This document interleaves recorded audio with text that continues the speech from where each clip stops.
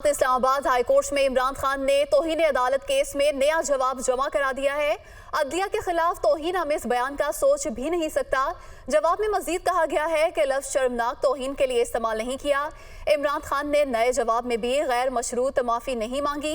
गैर इरादी तौर पर मुंह से निकले अल्फाज पर गहरा अफसोस है।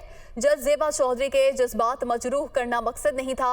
जज ज़ेबा चौधरी के जज्बात मजरूह होने पर गहरा अफसोस है।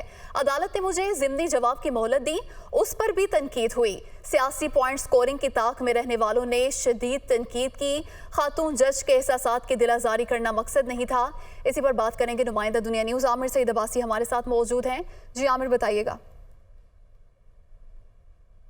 देखिए, इस्लामाबाद हाई कोर्ट के शो कॉज नोटिस जो तौहीन अदालत केस में उन्हें जारी किया गया था, इमरान खान ने नया जवाब इस्लामाबाद हाई कोर्ट में जमा करवा दिया है और इस नए जवाब 19 सफ़ात पर मुश्तमिल है। और इस जवाब में चेयरमैन तहरीक इंसाफ इमरान खान ने गैर मशरूत माफ़ी नहीं मांगी और एक गहरे अफसोस का इजहार किया है। ये कहा है कि गैर इरादी तौर पर जो शहबाज गिल के ऊपर जो तशद्दुद किया गया था, उसके बाद गैर इरादी तौर पर मेरे मुँह से जो अल्फाज निकले जो तौहीन के ज़ुमरे में नहीं आते और मैंने सिर्फ शर्मनाक कहा था और उसका भी मकसद अदलिया की तौहीन करना नहीं था। लेकिन उस पर जो शो कॉज नोटिस जारी किया गया है, इसको वापस लेकर मुझे इस मुकदमे से बरी कर दिया जाए, डिस्चार्ज कर दिया जाए और इस शो कॉज नोटिस को वापस ले लिया जाए।